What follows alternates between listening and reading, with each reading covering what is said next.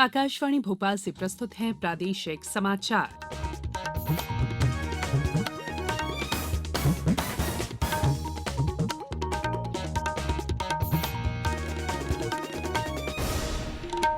नमस्कार, समाचारों के साथ मैं संयुक्ता बैनर्जी। सबसे पहले इस बुलेटिन के मुख्य समाचार। प्रधानमंत्री कल 10 लाख कर्मियों के भर्ती अभियान का शुभारंभ करेंगे। मुख्यमंत्री ने नई दिल्ली प्रवास के दौरान विदेशी निवेशकों और वस्त्र उद्योग समूहों से चर्चा की और उन्हें राज्य में निवेश का आमंत्रण दिया।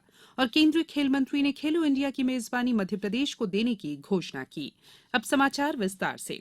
प्रधानमंत्री नरेंद्र मोदी कल 22 अक्टूबर को सुबह 11 बजे वीडियो कॉन्फ्रेंस के माध्यम से रोजगार मेला 10 लाख कर्मियों के लिए भर्ती अभियान का शुभारंभ करेंगे। समारोह के दौरान 75,000 लोगों को नियुक्ति पत्र सौंपे जाएंगे। इस अवसर पर प्रधानमंत्री कार्यक्रम को संबोधित भी करेंगे। प्रधानमंत्री कार्यालय के अनुसार युवाओं को रोजगार के अवसर प्रदान करने और नागरिकों का कल्याण सुनिश्चित करने की प्रधानमंत्री की निरंतर प्रतिबद्धता को पूरा करने की दिशा में ये एक महत्वपूर्ण कदम होगा। प्रधानमंत्री के निर्देशानुसार सभी मंत्रालय और विभाग मिशन मोड में स्वीकृत पदों की मौजूदा रिक्तियों को भरने की दिशा में काम कर रहे हैं। मुख्यमंत्री शिवराज सिंह चौहान ने प्रदेश में निवेश के लिए नई दिल्ली में विदेशी राजनयिकों और औद्योगिक समूहों से चर्चा की। निवेश के लिए आयोजित ग्लोबल इन्वेस्टर्स समिट के दौरान ही उन्होंने वस्त्र उद्योग के प्रमुखों से भी चर्चा की और उन्हें निवेश के लिए आमंत्रण दिया। मुख्यमंत्री ने कहा कि मध्यप्रदेश निवेश के लिए आइडियल स्टेट है, जिसमें उद्योग स्थापित करने सकारात्मक वातावरण उपलब्ध है। मुख्यमंत्री श्री चौहान ने दिल्ली में ग्लोबल इन्वेस्टर्स समिट 2023 के कर्टन रेजर और राजदूत गोलमेज के दौरान ये बात कही। कार्यक्रम में मुख्यमंत्री ने एक इन्वेस्ट मध्यप्रदेश पोर्टल का अनावरण भी किया। मुख्यमंत्री ने उपस्थित राजनयिकों को बताया कि मध्यप्रदेश में शरबती गेहूं और बासमती चावल जैसा गुणवत्तापूर्ण कृषि उत्पादन होता है। मध्यप्रदेश सर्वाधिक जैविक खेती वाला प्रदेश है, जो अब प्राकृतिक खेती की तरफ बढ़ रहा है। प्रदेश में खाद्य प्रसंस्करण की अपार संभावनाएं हैं। उन्होंने बताया कि कोविड महामारी के दौरान मध्यप्रदेश में निर्मित दवाइयां कई देशों में भेजी गई। प्रदेश में वस्त्र और रेडीमेड गारमेंट, माइनिंग, आईटी और पर्यटन क्षेत्र में काफी संभावनाएं हैं। प्रदेश में 1,22,000 एकड़ का लैंड बैंक उपलब्ध है। औद्योगिक नीति और निवेश प्रोत्साहन मंत्री श्री राजवर्धन सिंह दत्तीगांव ने कहा कि मध्यप्रदेश में इन्वेस्टर फ्रेंडली नीतियां हैं। राउंड टेबल में Nepal, Japan, Brazil, Fiji, Hungary, चेक गणराज्य, म्यांमार, थाईलैंड, वियतनाम, फिनलैंड जैसे सहभागी राष्ट्रों के राजनयिक सम्मिलित हुए। दूसरी ओर नई दिल्ली में ही मुख्यमंत्री शिवराज सिंह चौहान प्रदेश में निवेश के लिए आमंत्रण देते हुए राउंड टेबल कॉन्फ्रेंस के माध्यम से प्रमुख टेक्सटाइल उद्यमियों से उन्होंने चर्चा की। मुख्यमंत्री ने उद्यमियों को आगामी 11 से 12 जनवरी को इंदौर में होने वाली ग्लोबल इन्वेस्टर समिट के लिए आमंत्रित किया और प्रदेश में वस्त्र और परिधान क्षेत्र में निवेश के अवसरों पर विस्तार से चर्चा की। मुख्यमंत्री श्री चौहान ने कहा कि देश की जीडीपी में मध्यप्रदेश का योगदान 3.6% से बढ़कर 4.6% हो गया है। मुख्यमंत्री ने बताया कि मध्यप्रदेश इन्वेस्टर फ्रेंडली प्रदेश है, जहां औद्योगिक इकाइयां स्थापित करने सभी आधारभूत सुविधाएं उपलब्ध हैं। उद्योग स्थापना के लिए पर्याप्त लैंड बैंक उपलब्ध है। मुख्यमंत्री शिवराज सिंह चौहान आज पुणे में विभिन्न संस्थानों के महत्वपूर्ण प्रतिनिधियों और इन्वेस्टर्स के साथ राउंड टेबल बैठक करेंगे। मुख्यमंत्री की विभिन्न औद्योगिक संस्थानों के सीईओ सहित फेडरेशन ऑफ इंडियन इंडस्ट्री के प्रतिनिधियों के साथ राउंड टेबल बैठक में चर्चा भी होगी। औद्योगिक नीति और निवेश प्रोत्साहन विभाग ने पुणे की बैठक के लिए विशेष प्रेजेंटेशन तैयार किया है।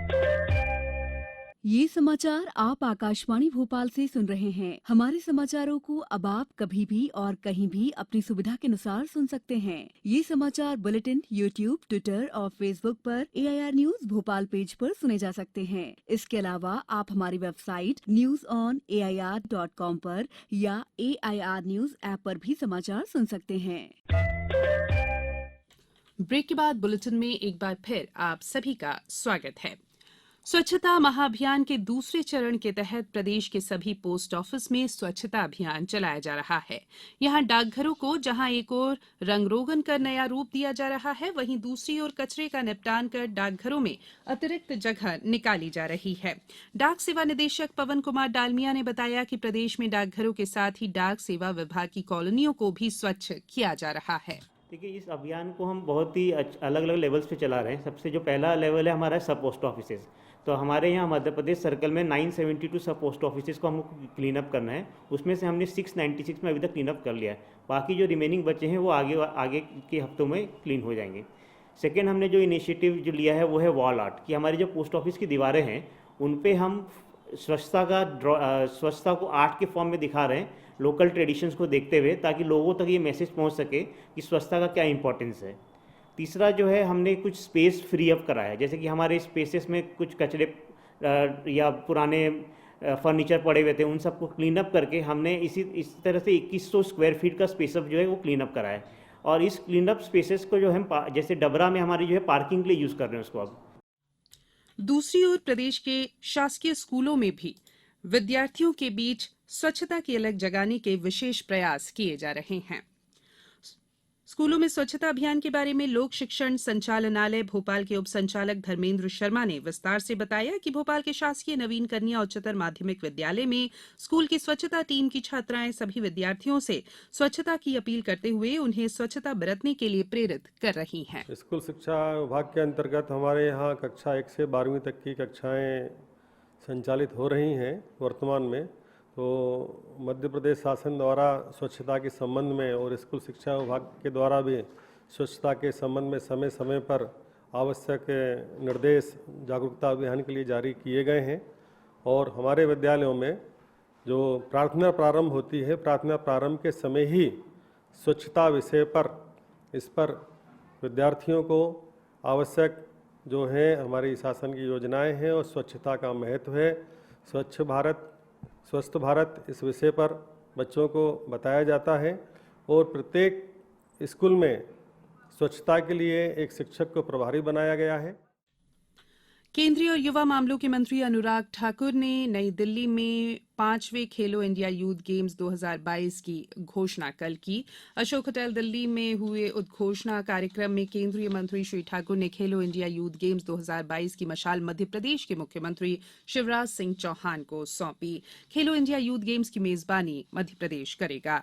मुख्यमंत्री श्री चौहान ने खेलों की मेजबानी मध्य प्रदेश को दिए जाने पर प्रधानमंत्री श्री नरेंद्र मोदी और केंद्रीय मंत्री अनुराग ठाकुर को धन्यवाद देते हुए कहा कि इन खेलों के आयोजन से मध्य प्रदेश में खेलों की दिशा में नई क्रांति आएगी।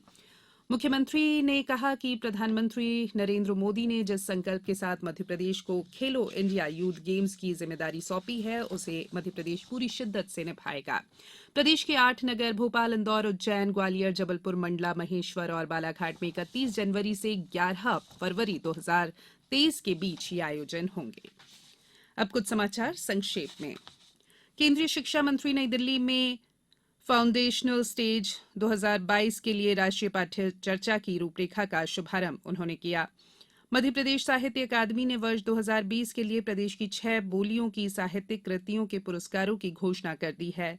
शिवपुरी जिले की तहसीलों में शिक्षित बेरोजगार युवाओं को रोजगार के अवसर प्रदान करने के लिए निजी क्षेत्र की सिक्योरिटी फोर्स की कंपनी द्वारा सुरक्षा गार्ड की भर्ती के लिए आवेदन आमंत्रित किए गए हैं। इसके लिए जनपद स्तर पर 2 नवंबर से 14 नवंबर तक शिविर आयोजित किए जाएंगे।